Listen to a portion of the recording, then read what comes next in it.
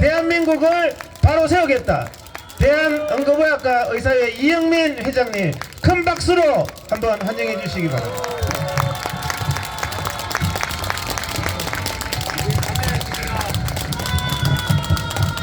존경하는 이동욱 회장님 감사합니다.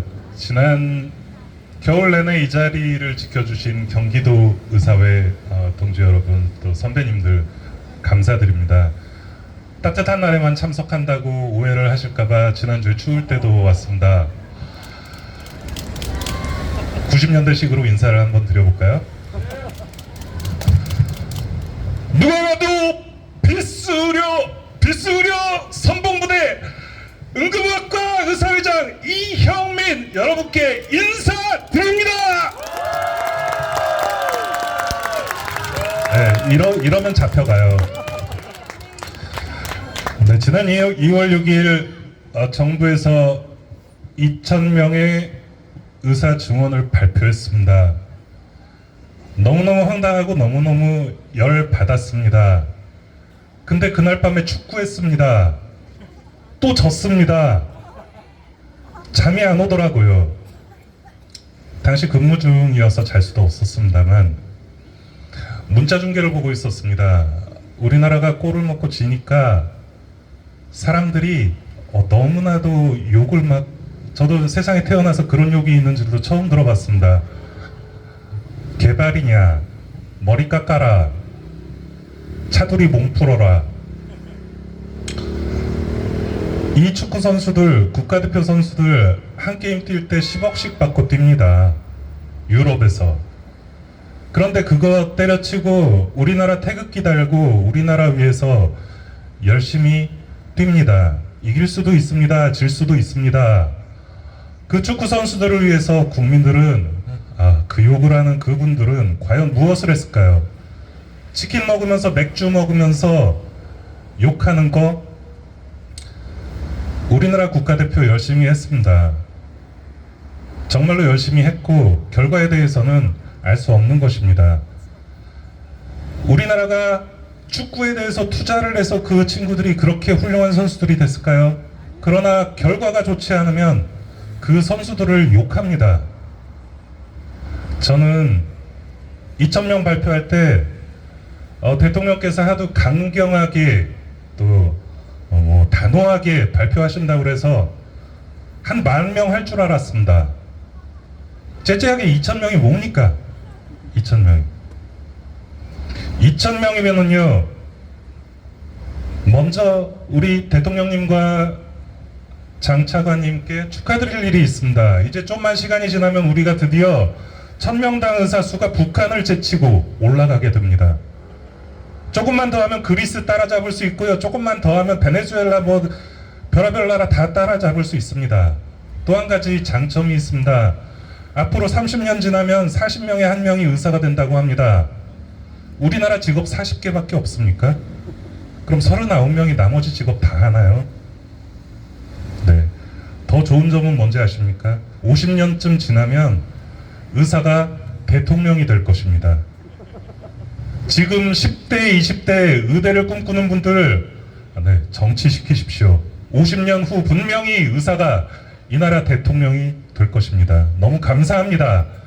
장관님, 차관님, 제발 자리 보존하시고 승승장구하십시오. 10년 후에 어떻게 되는지 반드시 높은 자리에서 보셔야 합니다. 그리고 책임지셔야 합니다. 저는 응급실에 지금 25년째 근무하고 있고요. 앞으로도 20년을 더 근무를 하고 싶습니다. 먼저 감옥 가고 싶은 생각은 사실은 없습니다. 제가 오늘 아침에 김현정의 뉴스쇼에 녹화를 갔다가 김현정 앵커가 지난주에 박민수 차관이 나왔다고 합니다.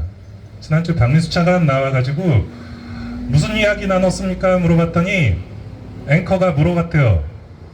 그렇게 증원해서 5,000명 되면 교육시킬 여건 됩니까? 그랬더니 박민수 차관께서 준비돼 있다, 충분히 가능하다고 그랬다라고 답변을 하셨다는 거예요. 우리나라 기초의학 교수님들 한두 명 구하기도 어렵습니다. 그런데 2,000명 구하려면 최소 50명, 100명, 200명 교수님들이 있어야 돼요. 준비 이거 한두 달에 가능한 일 아닙니다. 1년, 2년에 가능한 일 아닙니다. 최소한 10년 동안 먼저 준비해 놓고 그 다음에 늘리자고 하면 우리가 그래도 한번 생각은 해보겠습니다. 어느 날 갑자기 2,000이라는 숫자 던져놓고 우리가 가능하다? 저 2014년에 아프가니스탄에 가 있었습니다. 거기 야간 의대 있습니다. 앞으로 우리나라 의대도 오전반, 오후반 나누고 야간 의대 만들어야 합니다. 제대로 교육받을 수 없습니다. 그렇다면 기존의 의사들까지도 질이 떨어지게 되는 것입니다. 네, 필수 의료 이야기 드리겠습니다. 필수 의료라는 듣도 보도 못한 단어가 나온 것이 벌써 3년입니다. 필수 의료, 전 세계에 필수 의료라는 단어 자체는 하나도 없습니다. 우리나라에서 만들어낸 단어입니다. 그럼에도 불구하고 저를 비롯한 많은 필수 의료, 이른바 메이저과를 하시는 선생님들이 분명히 이것은 그래도 조금은 나아지겠다라는 기대를 조금이라도 했던 것은 사실입니다. 왜냐하면 대통령이 그래 중요하니까 이거 좀 지원하겠다라고 얘기를 했으니까. 그러나 필수 의료 이야기 나오고 3년 동안 과연 필수 의료 살리는 대책이 무엇이 있었습니까? 아무 대책이 없었습니다. 그리고 면허 취소법, CCTV법 계속 의사들을 억누르고 있는 거예요. 그렇다면 이게 필수 의료 살리는 것입니까?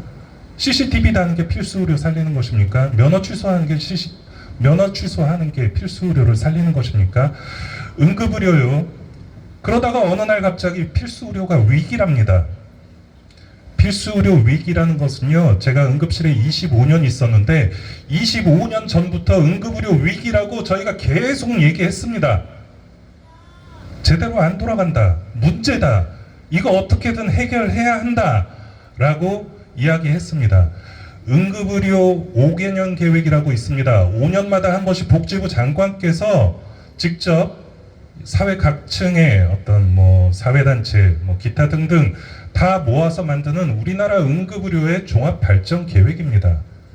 지금까지 3번에 걸쳐서 15년에 걸쳐서 응급의료 발전 계획이 있었고, 그리고 얼마 전에 4차 응급의료 기본 계획이 나왔습니다. 지난번 응급의료 발전 계획 만들 때요, 서울대학교 그 김 교수님께서 뭐라고 하신지 아십니까? 응급의료 발전 계획 만드는데 응급의학과는 빠져라고 그랬습니다.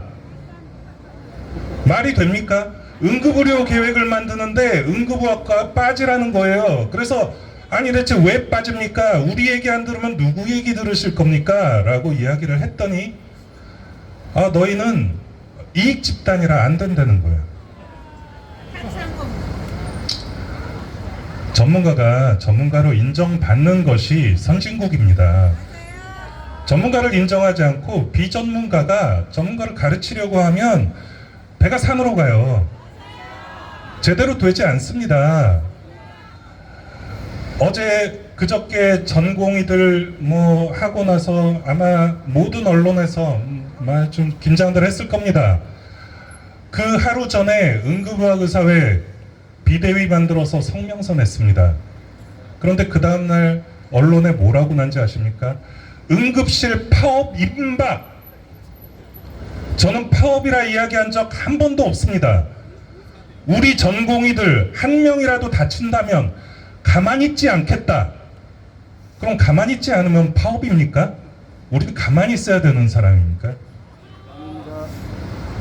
그래서 가만히 있지 않겠다고 했더니 바로 보건소에서 공문이 날라왔습니다. 뭐라 날라왔냐면 응급실 파업 대비 비상 연락망 확보, 내 전화번호 달라는 거예요. 그럼 우리는 전화 오면 나가야 되는 사람들입니까?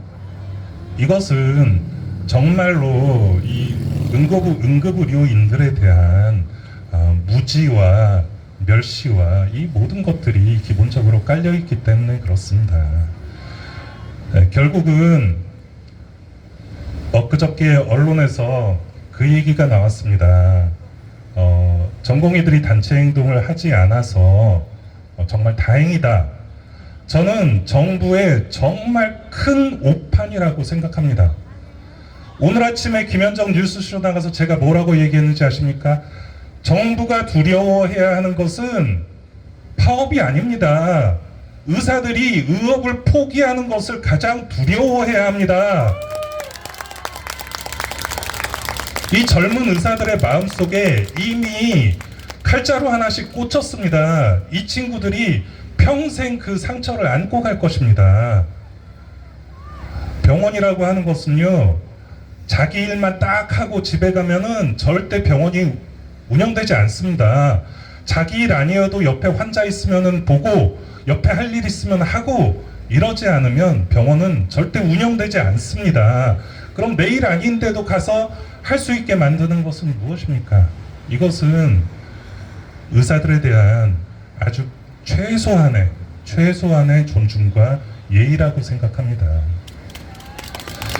네, 응급의학과 이전에 여러 단체 행동에서도 항상 응급실과 중환자실은 문제없이 운영하겠다라고 정부에서 발표를 했고, 우리 마음속에서도 당연히 그렇게 하는 것이 의사로서의 도리라고 알고 있습니다. 우리 응급의학과 의사 응급 환자 내팽개치지 않습니다. 정말로 아무 대책 없이 병원 팽개치고 나오지 않습니다. 대신 반드시 정부는 우리 가슴 속에 준 상처를 기억해야 할 것입니다. 우리가 포기하는 순간이 이 나라 의료의 마지막이라고 생각하고 여러 선배님들과 힘을 합쳐서 끝까지 최선을 다하겠습니다. 감사합니다.